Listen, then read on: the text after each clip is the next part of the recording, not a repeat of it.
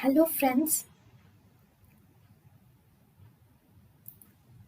welcome to Creative Medicine. In this lecture, we will learn about. Hello friends, let us now see the differences between calcitonin and paratharmone.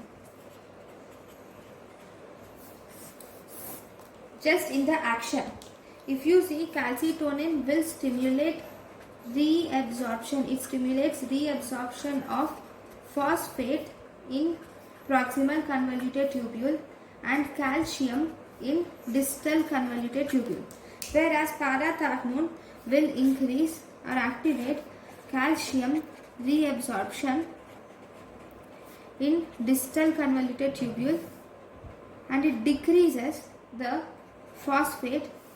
Here it increases both. It increases reabsorption of both. Here it decreases reabsorption of phosphate, reabsorption in proximal convoluted tubule. Okay, so this is one difference which you should remember. Calcium reabsorption is always changed in this distal convoluted tubule, whereas phosphate is always changed in proximal convoluted tubule. Thank you for watching. Thank you and thank you for watching.